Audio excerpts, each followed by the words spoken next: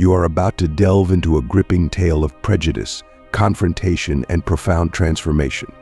Picture this: you walk into a bank with the simple intention of making a routine deposit. Instead of a routine transaction, you are met with unexpected hostility and treated like an imposter. This is precisely the ordeal that John Anderson, a prominent and successful businessman, endures. If you are not subscribed, I recommend you subscribe and activate the bell so you don't miss any videos. Confronted with open prejudice and public humiliation, John finds himself at the center of a dramatic struggle. Will he find the strength to rise above the scorn and disgrace he faces? How will the bank's management respond when they uncover the truth about John and his high status? And what will be the fallout for Emily, the cashier whose snap judgment led to this unfortunate situation? Prepare for a riveting journey filled with suspense, revelations, and powerful lessons. Every moment of this story is charged with significance, and you won't want to miss a single detail. Greenfield was a vibrant, dynamic city where the gleaming glass and steel skyscrapers intertwined seamlessly with verdant parks and tree-lined boulevards. It was a city celebrated for its rich diversity, where individuals from myriad cultural backgrounds coexisted in relative harmony. The city center was perpetually alive with activity, a bustling hub where cars, pedestrians, and cyclists surged through the streets in a ceaseless rhythm of urban life. At the core of Greenfield stood the central bank, an imposing structure of glass and steel that sparkled under the sun's rays. The building's modern design and sleek lines were a testament to the city's prosperity and forward-thinking ethos. The revolving glass doors spun continuously, allowing a steady stream of clients to enter. They were greeted by a team of uniformed employees, each one prepared to offer assistance with a smile. Inside the bank, the ambience was a blend of sophistication and warmth. The floors, made of polished marble, reflected the light from ornate chandeliers that hung gracefully from the ceiling. The walls were adorned with contemporary artwork, adding a touch of artistic elegance to the space. Strategically placed greenery provided a refreshing contrast to the modern decor, creating a harmonious balance between contemporary design and natural elements. The service stations were meticulously organized and outfitted with the latest technology, ensuring that customer transactions were handled with both efficiency and comfort. On this particular morning, John Anderson, a 35-year-old entrepreneur, awoke early to embrace the day's challenges. A man of considerable determination and work ethic, John was renowned not only for his impressive achievements, but also for his affable nature and entrepreneurial zeal. Dressed in an immaculate dark blue suit that complemented his polished appearance, John prepared to tackle another day at the helm of his thriving technology firm, Anderson Tech. His neatly trimmed beard and meticulously styled hair further accentuated his air of confidence and professionalism. As the founder of one of Greenfield's most promising startups, John was a figure of success and ambition, poised to face the day's business with his characteristic resolve. John Anderson maintained a disciplined morning routine that set the tone for his productive days. He started each day with an invigorating run in the park near his upscale apartment, a ritual that energized him and cleared his mind. Following his run, he enjoyed a nutritious breakfast to fuel his busy schedule. He then spent some time reviewing his emails and organizing his agenda before gearing up for work. This particular morning held special significance. John had a critical task ahead. He needed to visit the central bank to make a substantial deposit, a deposit resulting from a major contract recently secured. This contract, the culmination of months of meticulous negotiation, marked a pivotal milestone for Anderson Tech, his technology firm.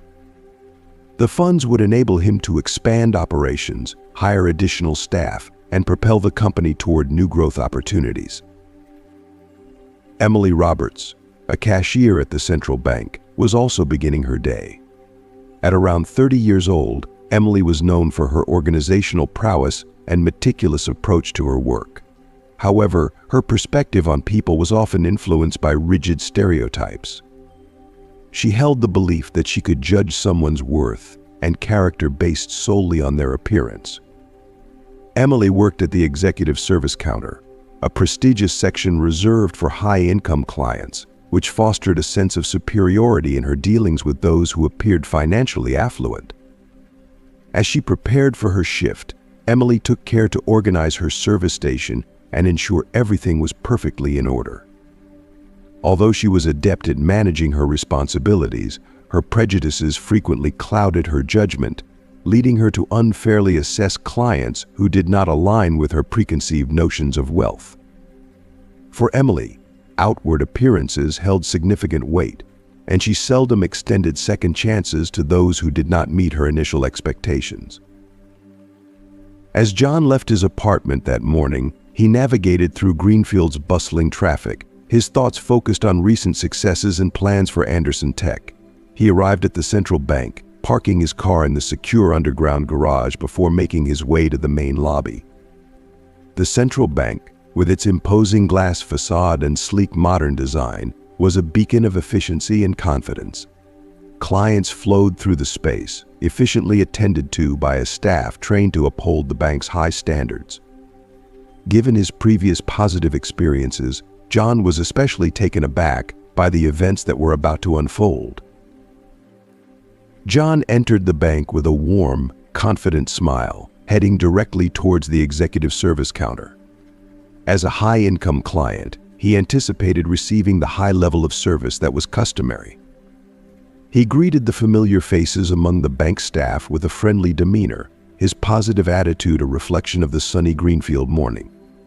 The lobby was abuzz with activity as clients moved about, but John remained focused on his objective. He felt a sense of accomplishment and pride in his company's achievements, knowing that Anderson Tech was thriving and expanding. At the executive service counter, Emily was busy organizing paperwork and preparing for the day's clientele. Known for its focus on high net worth individuals, the counter was designed to offer a more personalized and exclusive service. Despite her organizational skills, Emily's deeply ingrained prejudices often impacted her interactions with clients. She operated under the assumption that a client's value could be judged by their appearance alone, leading to inconsistent and sometimes biased treatment. As John approached the counter, Emily's gaze fell upon him, and she began to assess him through the lens of her preconceptions. Although John was dressed impeccably and exuded an air of professionalism, Emily's initial reaction was one of skepticism. She did not immediately recognize him as the typical client she usually served, and her assumptions began to take shape. The interaction between John and Emily was set to unfold, with both parties unaware that this encounter would profoundly affect their experiences within the central bank's environment. Curious about how the first encounter between John and Emily will unfold. The tension is palpable as Emily's initial skepticism begins to shape their interaction. How will John handle the unexpected challenge, and what will be the fallout of Emily's prejudiced assumptions? Don't miss the next chapters of this compelling story. Subscribe to our channel and activate notifications to follow every detail of this thrilling journey. Let's explore the outcome of this dramatic tale together. John entered the central bank with a sense of accomplishment, buoyed by a productive morning. The main lobby was alive with activity, a testament to the bank's bustling nature. John, well acquainted with the bank's layout, proceeded with purpose towards the executive service counter, an area reserved for high net worth clients that typically promised a more personalized experience. Emily Roberts, stationed behind the counter, was organizing paperwork when she noticed John's approach. Her eyes assessed him from head to toe, and her immediate judgment was less than favorable. Despite John's impeccably tailored dark blue suit, Emily's initial perception did not align with her expectations of the typical executive client. To her, his attire, though neat and professional, lacked the ostentatious luxury she associated with high-income clients. As John reached the counter, he greeted Emily with a friendly, confident smile. "Good morning. I would like to make a deposit, please," he said, his tone courteous and direct. Emily's response was tinged with subtle disdain, though she masked it with a veneer of professional formality. "This is the executive service. The regular line is outside," she said, indicating the more standard service area. John, maintaining his composure, countered calmly, "I am in the right place. I've just come from a meeting and would like to make the deposit now." His words were polite, but carried an underlying firmness, reflecting his knowledge of his rightful place in the bank's hierarchy. Emily's skepticism remained evident. She raised an eyebrow and demanded, "Are you sure?" "I'll need to see your ID." Her demeanor suggested disbelief, as if it was inconceivable that someone of John's apparent standing could be an executive client. John handed over his driver's license, hoping it would suffice. Emily scrutinized the document with a critical eye, yet her skepticism persisted. "I'll need another form of identification," she stated, her tone leaving little room for negotiation.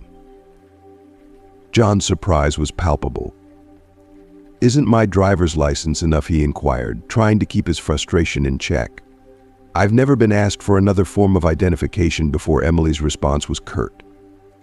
"According to bank policy, I have the right to request additional identification if I suspect any unusual activity." Her professional veneer could not completely mask the distrust that colored her words. John, now feeling a mix of irritation and bewilderment, repeated, "Suspicious activity. What exactly do you think I'm doing?" His patience was wearing thin, but he knew losing his temper wouldn't resolve the situation. Emily's nonchalant shrug only deepened his frustration. "I'm just following the rules," she said. "Please provide a passport or another official document." John took a deep breath, struggling to maintain his composure. He reached into his wallet and produced another document, hoping this would put an end to the ordeal. "Here it is," he said, handing it over with barely contained frustration. Emily took the document and examined it with the same level of skepticism. "Do you expect me to believe this is genuine?" she asked, her voice laced with doubt. "I'll need a more reliable document." John, now visibly agitated, questioned, "Why are you treating me like this? I just want to make a deposit. I'm not trying to do anything wrong." Emily crossed her arms, her posture rigid. "I have to be careful," she replied, her voice firm. "I can't just accept anyone without verification. I need to ensure everything is in order." John's frustration reached a peak. He couldn't fathom being subjected to such distrust simply because of his appearance, leaving him to grapple with the unfairness of the situation. "Look, I'm here to deposit my business earnings," John explained, trying to maintain his composure. "The money is completely legitimate. I've worked hard for every penny." Emily, the bank teller, remained unmoved by his assurances. "I'm afraid I'll need confirmation of this," she replied firmly. "I'll be calling your company to verify the legitimacy of these funds." John's frustration was evident, but he forced himself to nod in agreement. "Go ahead and call," he said. "You'll find that everything I've said is true." Emily picked up the phone with deliberate slowness, dialing the number John had provided. Meanwhile, the commotion at the executive service counter began drawing the attention of other bank employees and clients. People glanced over curiously, their whispered conversations adding to the mounting tension in the air. John could sense the weight of their scrutiny and the growing discomfort that came with it. As Emily waited for the call to connect, her gaze remained fixed on John with an air of skepticism. "I hope you're telling the truth," she said, her tone suggesting that any deviation from honesty would be unacceptable. "We don't want any problems here." John's irritation continued to simmer, but he forced himself to stay calm. "I'm not here to make trouble," he said evenly. "I simply want to make my deposit and move on with my day." Finally, the call was connected, and Emily spoke to the receiver. "Hello, this is Emily from the central bank," she said professionally. "I have a client here who's attempting to make a substantial deposit, and I need to verify some details." John waited with bated breath while Emily conversed with someone from his company. He was confident that the truth would emerge, but the process was nonetheless wearing on his nerves. After a few minutes, Emily ended the call and turned her attention back to John. "It seems that your information checks out," she said. though her voice still carried an undercurrent of doubt. "However, I'll need additional documentation before we can proceed." Despite his mounting frustration, John knew that keeping his cool was essential to resolving the situation. "What additional information do you need?" he asked, his voice betraying only a hint of exasperation. Emily proceeded to list several more documents and forms of identification required for the deposit. John sighed inwardly but began gathering the requested materials, determined to prove the legitimacy of his funds. As Emily continued to scrutinize John's documents, her expression hardened with increasing distrust. The previously calm atmosphere in the bank now felt charged with palpable tension. "I'm going to need one more form of identification," Emily said, her voice laced with skepticism. "Please provide an official photo ID." John took a deep breath, struggling to keep his temper in check.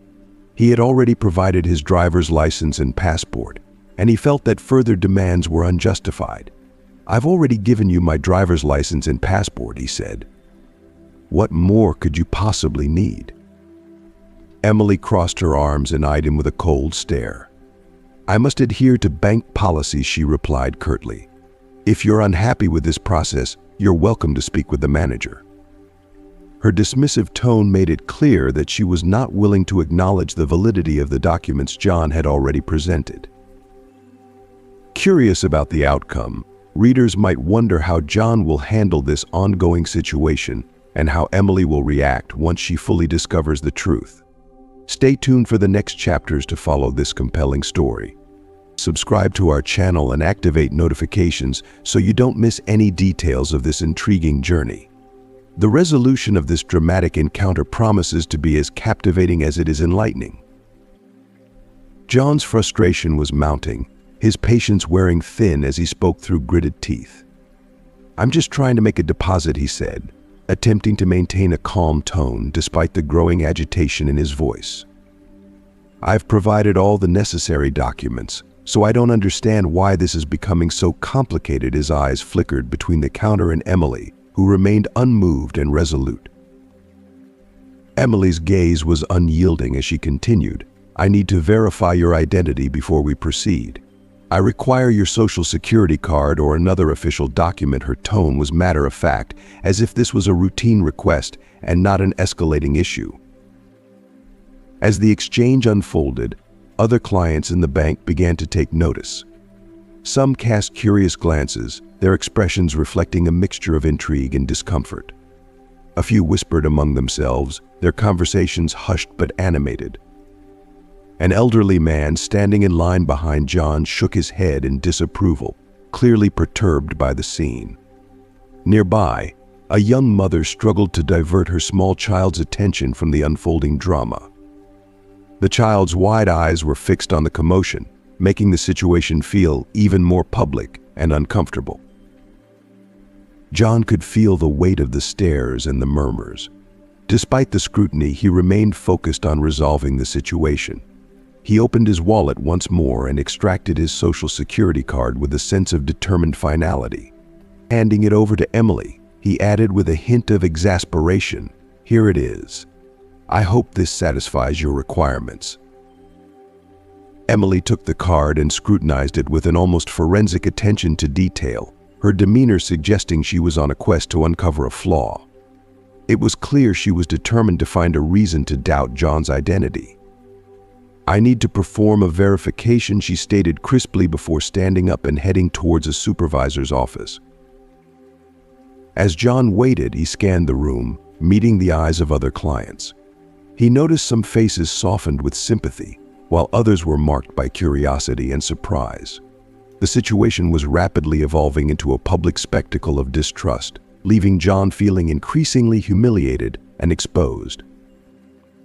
After several minutes, Emily returned with a serious expression that showed no sign of apology or regret. "Everything seems to be in order," she announced coldly. "However, I require additional information about the source of the funds."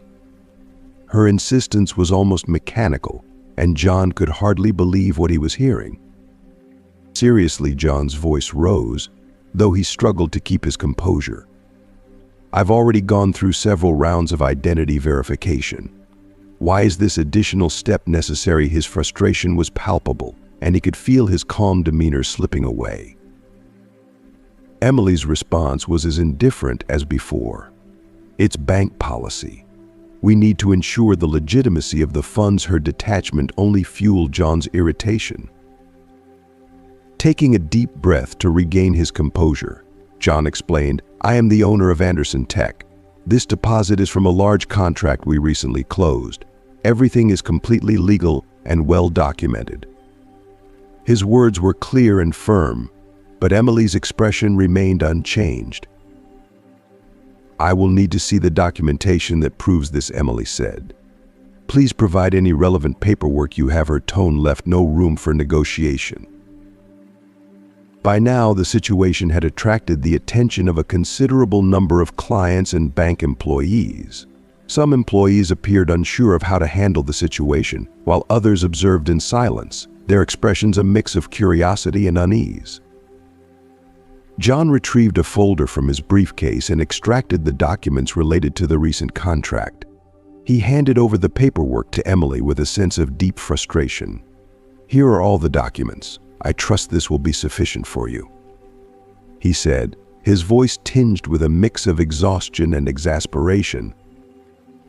Emily took the documents from John and began to scrutinize them with a persistent expression of skepticism. Her demeanor was filled with a growing sense of doubt as she pored over the papers. I'll need to make copies of these documents and verify the information, she stated firmly, her tone leaving no room for negotiation. She then walked away from the counter, her heels clicking sharply on the tile floor.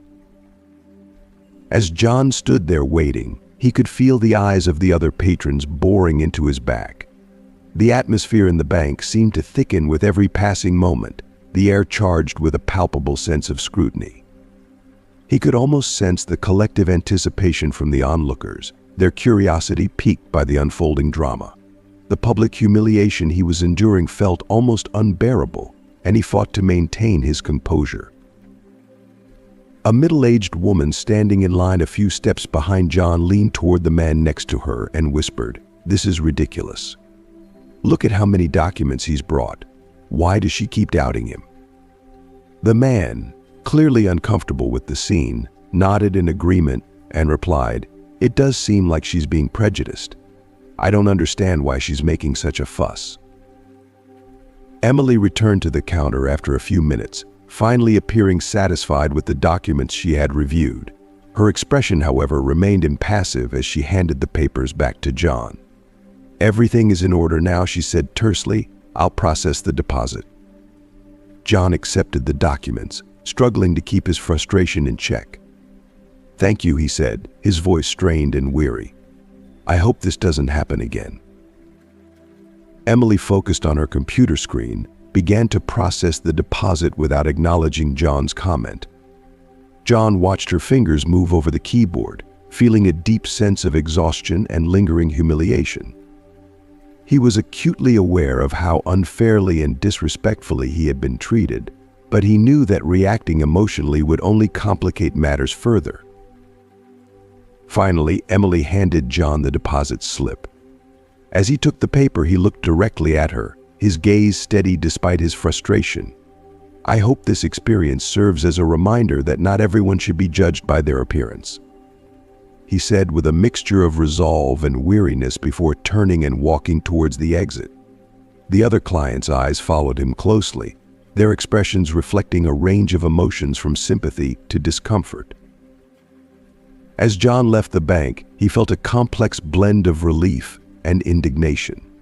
He knew that something needed to change to prevent such prejudiced treatment in the future. The experience had left a significant mark on him, and he resolved to take action. Do you want to find out what steps John will take to address this prejudice and how Emily will face the repercussions of her actions? Stay tuned for the next chapters of this gripping story. Subscribe to our channel and activate notifications to ensure you don't miss any updates on this journey of justice and transformation. Emily, still clutching John's documents, observed him with an increasingly hardened expression. The usually calm atmosphere of the bank had become charged with an unmistakable tension. "I need to verify the authenticity of these documents," Emily said, her voice heavy with suspicion. "Please wait a moment while I do this." John took a deep breath, struggling to maintain his composure. He knew that losing his temper would only make matters worse. "I've already provided all the necessary documentation," he said, trying to remain reasonable. "Why do you still have doubts?" Emily crossed her arms and scrutinized him with a critical eye. "It's bank policy," she responded coldly. "I need to ensure everything is in order before I can proceed with the transaction." John's frustration began to build. "I'm simply trying to make a deposit. I don't understand why this is turning into such a complicated issue," he said, keeping his voice as calm as possible. "I've brought all the required documents." Emily, unfazed, replied, "I'll need a few more minutes." She then stood up and walked towards the supervisor's office. "If you're not willing to wait, I can call security to handle this." John's disbelief turned into irritation. "Security? Is that necessary?" he asked, feeling his patience wearing thin. "I'm just trying to make a legitimate deposit by now." Other bank employees had begun to notice the commotion. Some cast curious glances, while others whispered among themselves, clearly unsettled by the situation. An elderly man in line behind John shook his head in disapproval, and a young mother tried to distract her child, who was watching the scene unfold with wide eyes. When Emily returned after a few minutes, her expression remained serious. "Everything appears to be in order," she said, her tone devoid of any apology or empathy. "However, I'll need some additional information about the source of the funds." John's frustration surged. "Seriously? I've already undergone several identity verifications," he said, struggling to stay calm. "Why is this additional scrutiny necessary?" "Bank policy," Emily replied indifferently. "We need to confirm that the funds are legitimate." John took another deep breath, fighting to keep his irritation in check. "I am the owner of Anderson Tech. This money is from a recent large contract we closed," he explained. "Everything is completely legal and documented." Emily's expression remained impassive. "I'll need to see the documents that verify this," she said. "Please provide any relevant documentation you have." By this point, the scene in the bank had attracted the attention of a significant number of clients and bank employees. Some employees seemed unsure of how to handle the situation, while others watched in silence, their expressions ranging from discomfort to disapproval.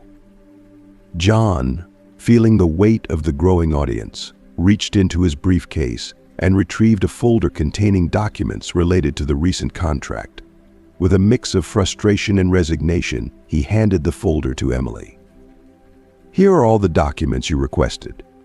I hope this is sufficient," he said, his voice betraying his exasperation. Emily took the documents, her face still marked by skepticism. "I'll need to make copies and verify the information," she said, her tone conveying a sense of ongoing doubt. She moved away from the counter once more, leaving John to endure the stares and whispers of the onlookers. He could feel their eyes on him, the weight of their scrutiny amplifying his discomfort. The public humiliation was almost unbearable. A middle-aged woman in line leaned towards the man next to her, her voice low but sharp. "This is ridiculous. He's brought so many documents. Why does she keep doubting him?" The man nodded in agreement, his face showing signs of unease.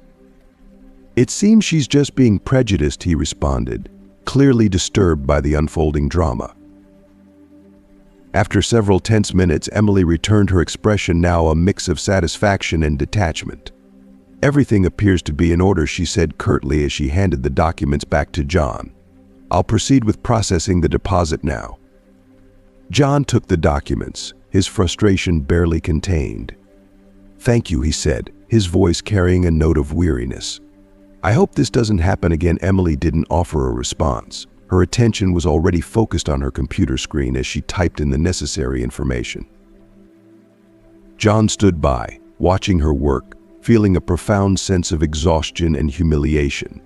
He was acutely aware of the unfair and disrespectful treatment he had received, but he knew he needed to maintain his composure to resolve the situation. As Emily finally handed him the deposit slip, John took it and looked at her directly. "I hope this serves as a reminder that not everyone should be judged by their appearance," he said, his voice firm but tired. He then turned and made his way toward the bank's exit, the curious eyes of the other clients following him. As he left the bank, John experienced a complex mix of relief and indignation. He was determined that such prejudiced treatment should not go unchallenged.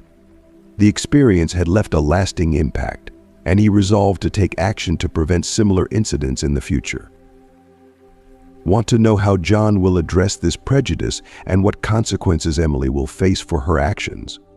Stay tuned for the next chapters of this gripping story. Subscribe to our channel and activate notifications to follow every detail of this journey towards justice and transformation. Feeling the sting of humiliation, John recounted the experience to Mark, who listened with a look of solidarity.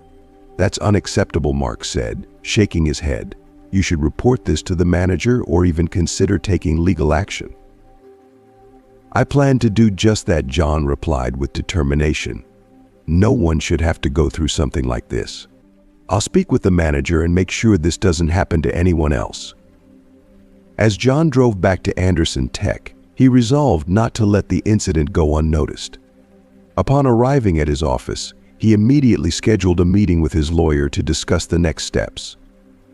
John knew that taking action was crucial not only for himself, but also to ensure that such discrimination was addressed and prevented in the future. Curious to find out how John will continue his fight against prejudice and what repercussions Emily will face for her actions, don't miss the upcoming chapters of this compelling story. Subscribe to our channel and activate notifications to stay updated on every detail of this transformative journey. As John walked towards the exit of the bank, his determination to take decisive action was palpable. However, just as he was about to leave, Emily's voice cut through the air. "Mr. Anderson, we need to clarify a few more details," she said, her tone still carrying a trace of skepticism. John paused, feeling a surge of frustration and exhaustion. He turned slowly, his shoulders sagging slightly under the weight of the prolonged ordeal. "What else do you need, Emily?" he asked, struggling to keep his voice steady. Emily's gaze remained unwavering. "I need more information about your company and your background," she said. "It's a matter of protocol. We need to ensure everything is in order." John took a deep breath, bracing himself for yet another round of questioning. "Okay, I'll explain," he said, his patience hanging by a thread. "I graduated from one of the most prestigious universities in the country, where I studied software engineering. After graduating, I worked at several technology companies before deciding to start my venture, Anderson Tech." Emily's skepticism was evident as she raised an eyebrow. "You expect me to believe that a young man like you has achieved so much in such a short time?" Her tone was tinged with doubt, challenging John's credentials. "Yes, I do expect you to believe that," John replied firmly, his voice steady despite the mounting frustration. "I've worked diligently to get where I am. Anderson Tech started small, but through relentless dedication and hard work, we've managed to grow into one of Greenfield's most promising startups. This deposit is the result of a recent contract we closed, marking a significant milestone for our company." Emily's gaze remained fixed on John, her expression one of continued incredulity.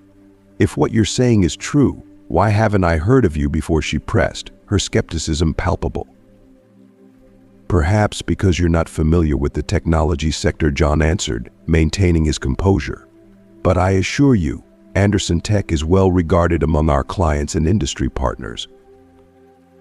Emily continued to scrutinize John, her skepticism undiminished. "I need to confirm your story," she said, picking up the phone with a deliberate motion. "I'll call your company to verify the information you've provided." John nodded, realizing that further argument would be futile. "All right, go ahead," he said, handing Emily the office number of Anderson Tech. Emily dialed the number, and the phone rang as John stood waiting, feeling the weight of curious eyes from other bank employees and clients who had gathered, intrigued by the unfolding drama. The atmosphere was charged with tension, turning John's predicament into a public spectacle. Finally, the call was answered. "Anderson Tech, good afternoon," a female voice responded, sounding both efficient and professional. It was Sarah, John's assistant. "Hello, this is Emily from the central bank. I have Mr. John Anderson here, who claims to be the owner of Anderson Tech," Emily said, her voice trying to convey confidence despite the uncertainty she felt. "I need to confirm some details regarding him and a recent contract." Sarah's response was immediate, her voice clear and authoritative. "Of course, miss. How can I assist?" Mr. Anderson stated that he is the owner of the company and that this deposit is related to a recent major contract. "Is this accurate?" Emily asked, her skepticism evident. "Yes, that is correct," Sarah replied without hesitation. "Mr. Anderson is the founder and CEO of Anderson Tech. We recently finalized a major contract, which is the source of the deposit he's attempting to make."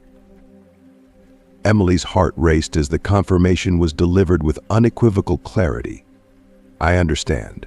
Thank you for confirming this," she said, striving to maintain her composure. "Have a good day." "Have a good day too," Sarah responded before ending the call. Emily slowly replaced the phone on its receiver, acutely aware of the intense gaze of everyone in the room.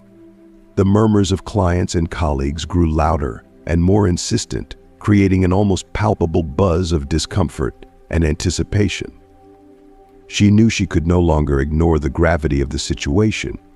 Sarah's confirmation had left no room for doubt. John Anderson was indeed who he claimed to be. She turned her attention back to John, who stood waiting with a look of visible irritation etched across his face. Emily's expression softened from one of skepticism to one of anxious understanding as the realization of her mistake settled in. "Mr. Anderson," she began, her voice trembling slightly with a mixture of embarrassment and earnestness, "I sincerely apologize for the inconvenience this has caused you. Your identity has been verified, and I will process your deposit immediately." As Emily spoke, the other bank employees, who had been closely observing every action and word exchanged, began to shift uncomfortably. The atmosphere was thick with tension. Some employees looked visibly relieved that the matter was coming to a close, while others displayed signs of embarrassment over how the situation had been handled. The gravity of what had transpired was evident to all, and it was clear that a significant incident had just unfolded. John took the deposit slip that Emily handed him, his expression a blend of frustration and weariness. He looked directly at her, weighing his words carefully. "Thank you, Emily. I appreciate that the issue has been resolved," he said, his voice firm but not confrontational. "I hope this experience catalyzes improvement in your service. It shouldn't be necessary to go through such an ordeal just to make a deposit." Emily nodded, her face reflecting genuine remorse as she continued to process the situation in her mind. "I understand, Mr.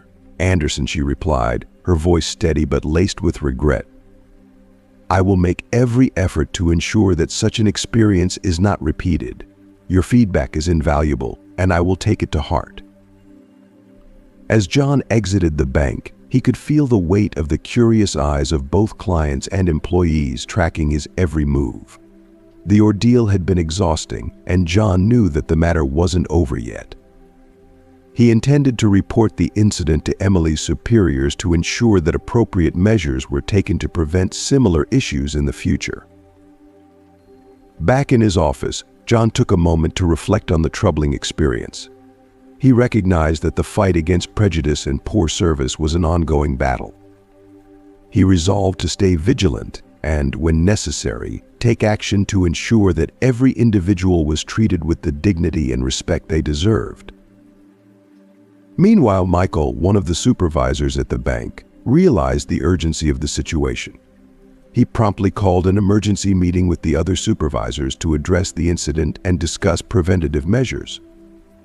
"We need to review our customer service procedures thoroughly and ensure that all employees undergo comprehensive training," Michael said, his tone resolute and determined. "We cannot allow a situation like this to happen again. We must uphold the highest standards of professionalism and respect." As the team of supervisors engaged in a detailed discussion on how to improve their service protocols, Michael recognized that the incident involving John Anderson had served as a critical wake-up call. He was committed to transforming the central bank into a place where every client received the respect and consideration they deserved. Emily, in turn, was determined to redeem herself. She acknowledged that her actions had been flawed and was dedicated to learning and growing from the experience. She vowed to use this as an opportunity to become a better and more empathetic professional, committed to providing the highest level of customer service moving forward. Curious about how John's actions and Michael's leadership will reshape the bank's environment and how Emily will strive to redeem herself and grow professionally. Don't miss the upcoming chapters of this compelling story of justice and transformation. Subscribe to our channel and activate notifications to stay updated on every detail of this journey toward improvement and accountability. John left the bank feeling a deep sense of exhaustion and frustration. The ordeal had taken its toll, and he knew he needed to escalate the matter. His drive back to the office was a time for reflection, as he contemplated the injustice he had faced and the pressing need to ensure that others wouldn't endure the same humiliating experience. Meanwhile, back at the bank, Michael, the branch manager, was absorbed in reviewing various reports when he became aware of a growing murmur of discontent among the staff and clients. The tension in the lobby was palpable, and he noticed Emily and John engaged in a visibly strained interaction. Sensing that something significant was amiss, Michael decided it was time to step in.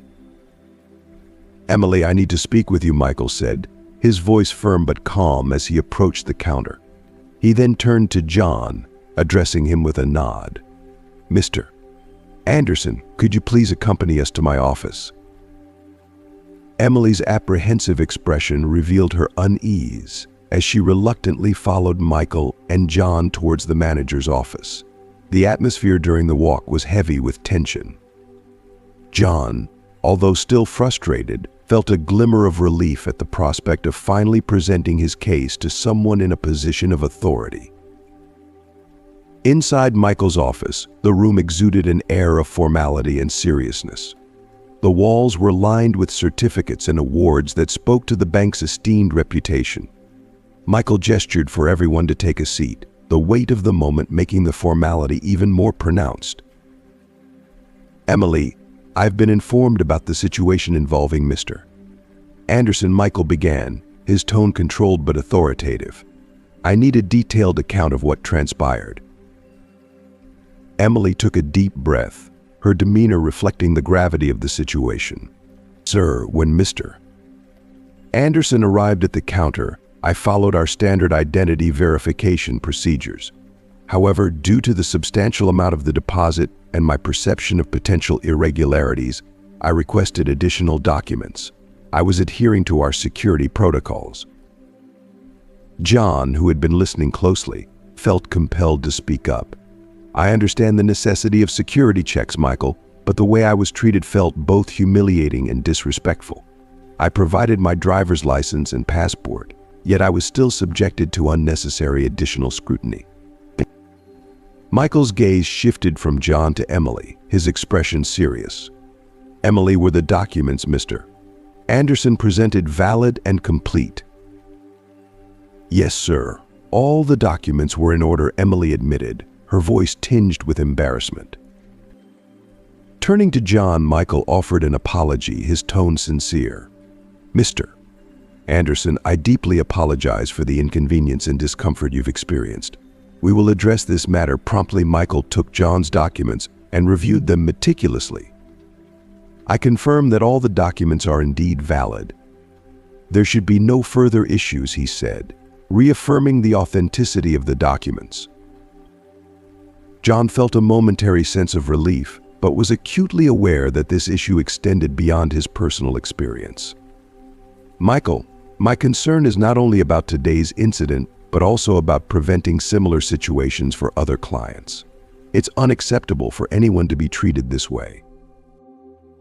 Michael nodded, fully understanding the seriousness of John's concerns. "Mr.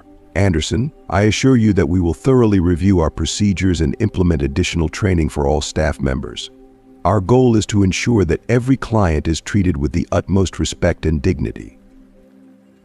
Emily, now visibly embarrassed, recognized the need to take responsibility for her actions. "Mr. Anderson, I sincerely apologize for my behavior. I should not have handled the situation the way I did. I am committed to learning from this experience and improving my approach." John acknowledged Emily's apology, but remained focused on the need for substantive change. "Thank you, Emily. I hope the bank will take concrete measures to ensure that this type of situation does not occur again." As John left the bank, he felt a mix of relief and cautious optimism. The experience had highlighted significant issues, but it was clear that steps were being taken to address them. Michael's commitment to improving the bank's procedures and Emily's willingness to acknowledge her mistakes were positive signs, but John remained vigilant, knowing that true progress required ongoing efforts and accountability. The story of John's experience and the subsequent efforts to improve the bank's service is a testament to the importance of addressing and correcting injustices. Stay tuned to follow the unfolding chapters of this inspiring journey towards justice and transformation. Subscribe to our channel and activate notifications to catch every update on this pivotal story. Michael gave a firm nod, a signal of his agreement and determination.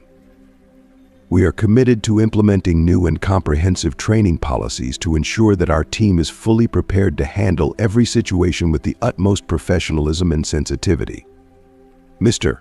Anderson, your efforts in bringing this issue to our attention are greatly appreciated, and we are grateful for your role in helping us strive for improvement." John felt a sense of relief washes over him, reassured that his concerns were being taken seriously. "Thank you for your understanding, Michael. I truly hope that these changes will lead to noticeable improvements in the bank's service standards." Michael's expression was resolute as he responded, "We are dedicated to doing whatever it takes to ensure that every client is treated with the respect and dignity they deserve." The meeting concluded with a firm handshake between John and Michael, a gesture of mutual respect and commitment. As John walked towards the bank exit, he felt a blend of relief and determination.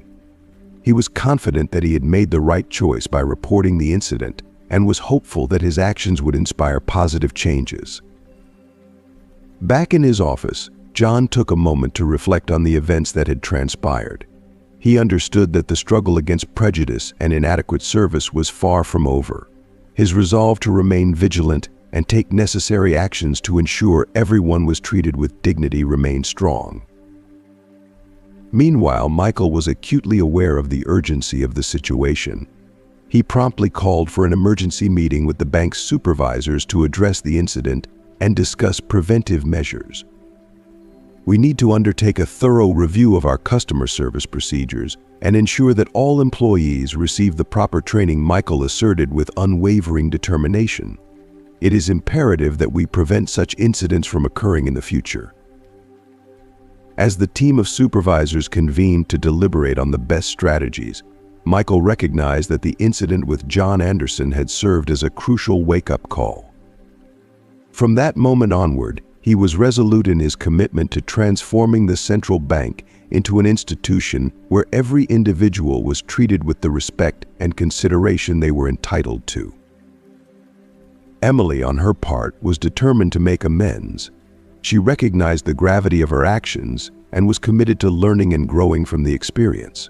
She resolved to exert every effort to become a better, more empathetic professional. Are you curious about how John's actions and Michael's leadership will transform the bank's environment and how Emily will strive for redemption and personal growth? Stay tuned for the next chapters of this inspiring story. Subscribe to our channel and activate notifications to follow every detail of this journey towards justice and transformation. Following his meeting with John, Michael knew he had to make a challenging but necessary decision. The gravity of the situation demanded that he send an unequivocal message to all employees about the significance of respect and equality in customer service. He summoned Emily for a private discussion in his office. "Emily, we need to address the incident that occurred today," Michael began, his tone serious and controlled. "Your actions were unacceptable and violated the bank's standards of service. After careful consideration, I have determined that we should part ways." Emily's face went ashen, her eyes welling up with tears. "Sir, please, I understand I made a grave mistake, but I am willing to learn and change. Please don't dismiss me," she implored, her voice trembling with emotion. "Emily, this decision was not made lightly," Michael responded with empathy. "It is crucial that everyone understands that discrimination and prejudice will not be tolerated within this organization. Your dismissal serves as a clear message to the entire team that we must treat every client with the utmost respect." Emily felt a heavy weight in her chest. "I am truly sorry for what transpired. I never intended to be prejudiced, but I acknowledge that my actions were inappropriate," she said, her voice choked with regret. Michael nodded, his expression a blend of empathy and resolve. "Emily, I genuinely believe that this experience can serve as a powerful opportunity for personal growth and learning. However, given the current circumstances, it's in the best interest of both yourself and the organization that we part ways at this time. I sincerely wish you the very best in your future endeavors." Emily exited Michael's office with a heavy heart, her emotions tangled in a complex web of sadness and shame. As she traversed the lobby, she could feel the weight of her colleagues' gazes upon her.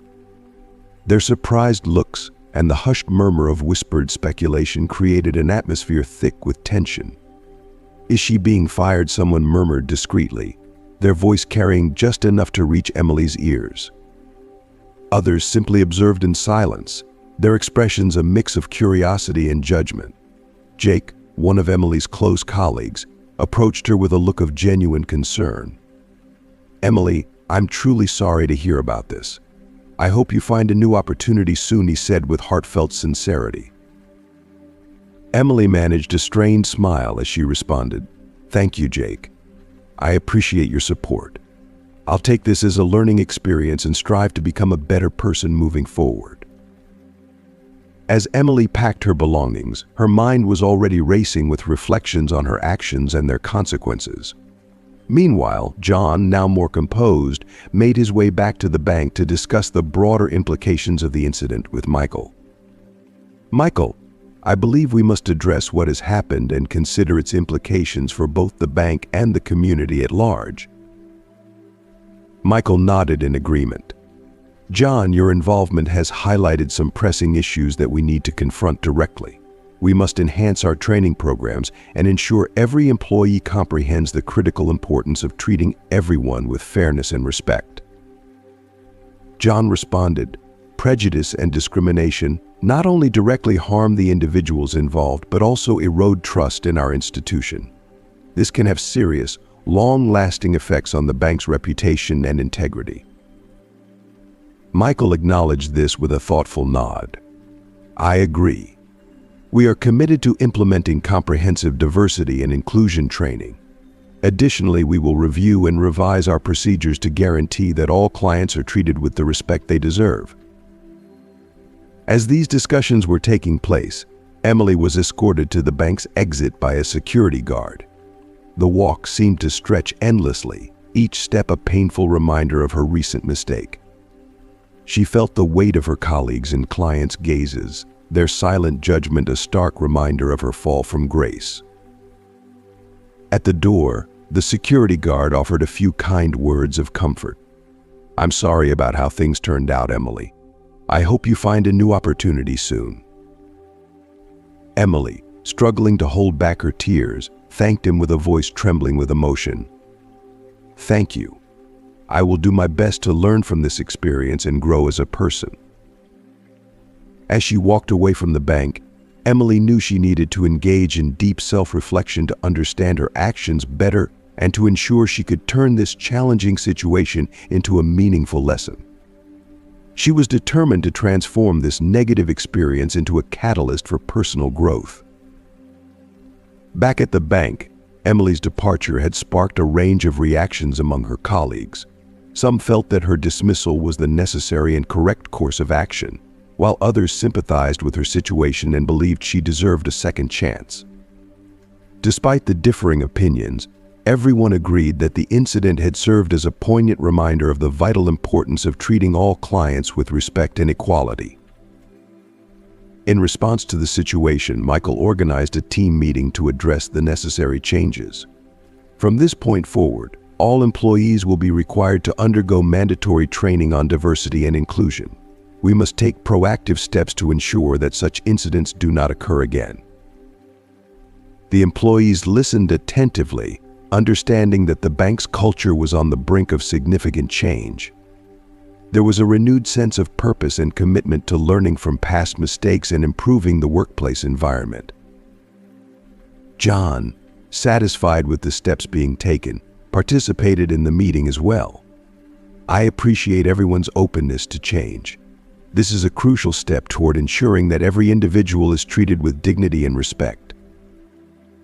The experiences of John and the dismissal of Emily acted as a catalyst for substantial transformation at the central bank. All parties involved understood that the road to improvement would be challenging, but they were dedicated to making the bank a better place for both clients and employees. Emily, leaving the bank, carried a heavy heart, weighed down by the challenges she had faced. Yet there was a glimmer of renewed determination in her step as she resolved to learn and grow from this experience. She was fully aware that the path to redemption would be long and arduous, but she was prepared to confront the hurdles ahead with resilience and fortitude. Her commitment to personal and professional growth was unwavering, and she understood that each challenge she faced was an opportunity for development and improvement. Stay tuned for more chapters in this ongoing saga of justice, growth, and transformation.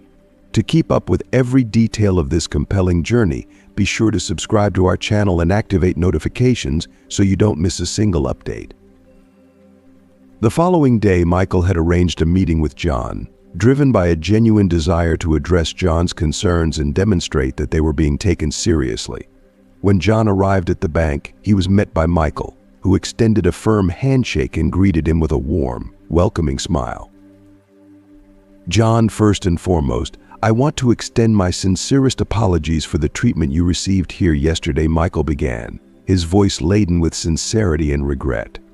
"What transpired was wholly unacceptable and does not reflect the values we uphold at the central bank." John acknowledged Michael's apology with a nod, his demeanor reflecting a mix of relief and cautious optimism. "Thank you, Michael. Your acknowledgement is appreciated. It was a challenging experience, but I am here to discuss how we can work together to prevent such issues from affecting others in the future." Michael responded with understanding. "I fully appreciate your perspective, John. I would like to take this opportunity to show you the changes we are already implementing and to hear your valuable suggestions on how we can enhance our approach even further." He then extended an invitation for John to join him on a guided tour of the bank's executive room, an area typically reserved for significant meetings and special events. As they walked through the elegantly appointed space, Michael elaborated on the bank's commitment to reform. "In response to recent events, we are instituting a mandatory training program for all employees," Michael explained. "This program will focus on crucial areas such as diversity, inclusion, and exemplary customer service. Our goal is to ensure that every individual here understands how to treat all customers with the respect and dignity they deserve." John observed the executive room, noting the professional and impressive environment. However, it was Michael's earnest approach to addressing the issue that left a lasting impression on him. "This is a commendable initiative," John said. But it is vital that this training is not merely a formality. It must be designed to affect genuine change in employees' attitudes and behaviors. Michael nodded in agreement. Absolutely. That's why we are enlisting the expertise of external consultants to conduct the training. We are committed to making the sessions engaging and impactful. Additionally, we plan to hold follow-up sessions to ensure that the learning process is ongoing and effective. John felt a sense of encouragement from Michael's commitment and thoughtful approach. I'm pleased to hear that, Michael. It's a step in the right direction. Their conversation continued as they explored the bank's efforts to foster a more inclusive and respectful environment, with John contributing his insights and feedback to help shape a more effective strategy. Changing mindsets is fundamental to fostering a more inclusive environment, and it all begins with the example that leaders set for their employees, said Michael, emphasizing the importance of leadership in cultural transformation. Absolutely, Michael continued, we're dedicated to leading by example. In addition to that, we're implementing a feedback system where customers can report their experiences anonymously and safely. This system will help us identify issues and continuously improve our services. John nodded in appreciation of Michael's openness to feedback. That's vital. The ability to listen and respond to customers is essential for any institution that aims to thrive. I'm eager to collaborate with you to ensure these changes are effective. Michael was grateful for John's willingness to help. We greatly appreciate your collaboration, John. Your experience has been an important wake-up call for us, and we want to make sure we learn valuable lessons from it. As they continued their conversation, Michael showed John some of the training materials being developed. These included modules on bias awareness, empathy, customer service, and effective communication techniques. These materials were developed with input from diversity and inclusion experts, Michael explained. We want our employees to understand the importance of treating all customers fairly and respectfully. John examined the materials, impressed by their depth and thoroughness. This is precisely what we need. It's crucial that all employees, regardless of their hierarchical level, undergo this training. I couldn't agree more, said Michael. Everyone, from managers to tellers, will participate in this training. We aim to create a culture of inclusion that permeates every area of the bank. John smiled, feeling more optimistic about the future. I'm glad to see you're taking this seriously. I hope these changes yield positive results for everyone involved. Michael then invited John to a feedback session with some of the bank's managers. They were eager to hear directly from John about his ideas and suggestions for further improvement. During the session, John shared his experiences and stressed the importance of a culture of respect and empathy. It's not just about following procedures, but about understanding each customer as an individual with their own unique needs and expectations, he said. The managers listened attentively, taking notes and asking questions to better understand John's perspectives. There was a consensus that John's experience should catalyze significant changes. John, your suggestions are extremely valuable to us, said one of the managers. We'll make sure they're incorporated into our policies and training programs. After the session, Michael accompanied John to the exit. Thank you for your collaboration and patience, John. We're committed to making the necessary changes and hope to have your continued support. You can count on me, replied John. I'm glad to see you're taking the right steps. I hope Central Bank becomes a model of inclusion and respect in the banking sector. As John said goodbye, he felt satisfied with the progress being made. He knew that the journey toward change was just beginning, but he was confident that it was headed in the right direction. Are you curious about how the new policies and training programs will transform the environment at the central bank and how John's collaboration will positively impact the institution? Don't miss the upcoming chapters of this inspiring story. Subscribe to our channel and activate notifications to follow every detail of this journey of justice and growth. John walked slowly back to his car after the meeting with Michael, feeling a mix of relief and introspection. The incident at the bank had been both exhausting and enlightening. While he knew that the changes implemented by the central bank were a step in the right direction, he was also acutely aware that much work remained to be done to combat prejudice and discrimination on a broader scale. As he drove back to his office, John reflected deeply on the social implications of the incident.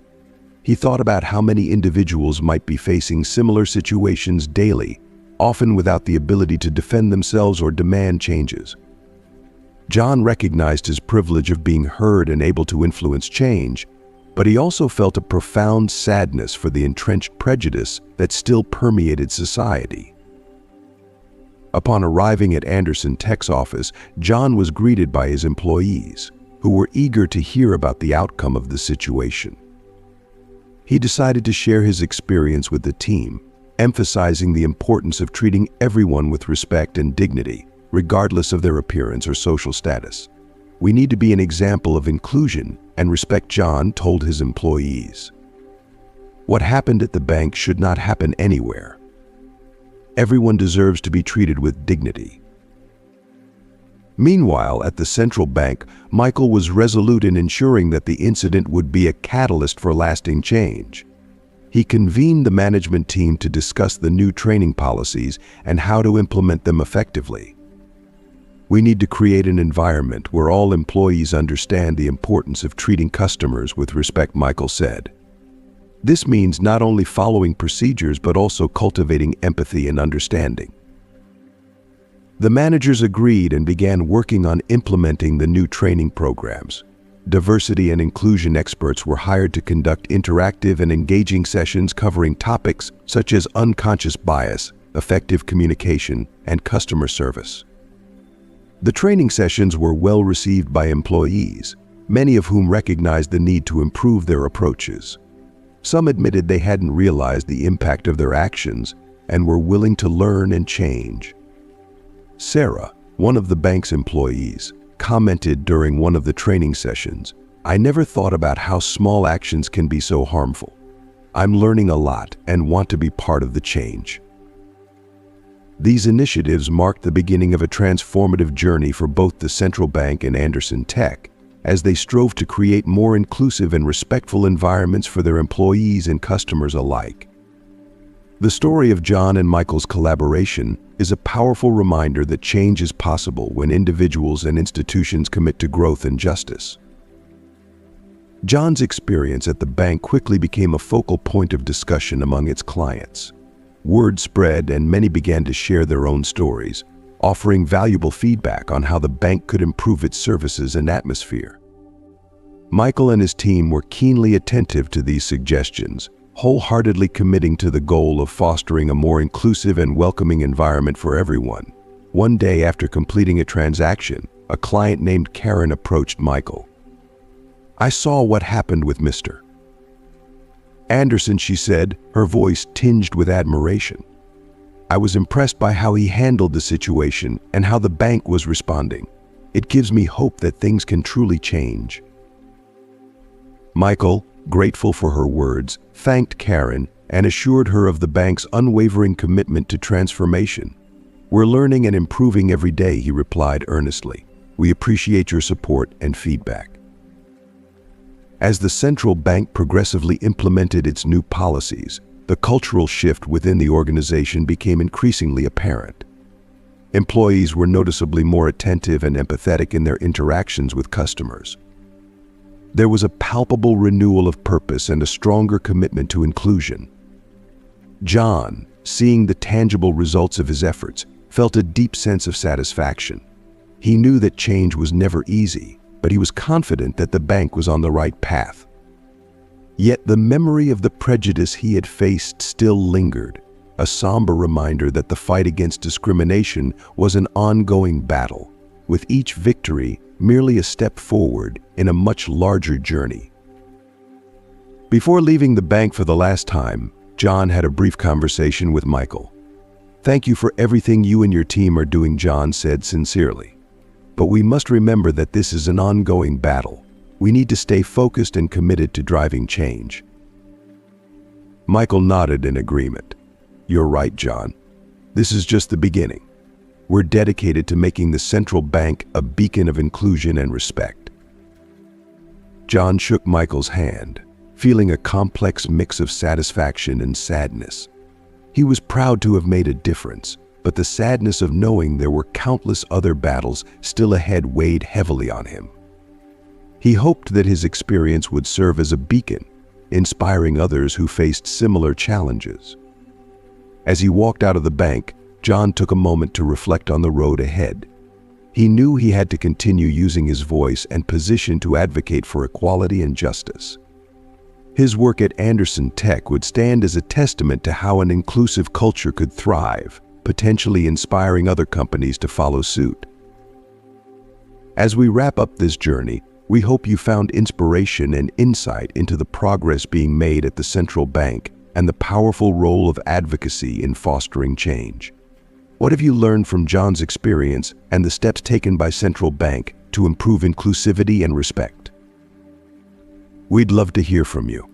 Please comment below with one thing you've learned from this story and how you plan to bring it into practice in your own life. Your feedback not only helps us grow but also supports others who are on their paths to creating positive change. If you like this video, please leave your comment below and don't forget to like, share, and subscribe to our YouTube channel for more inspiring stories and updates. Thank you for watching, and we look forward to connecting with you in our next video.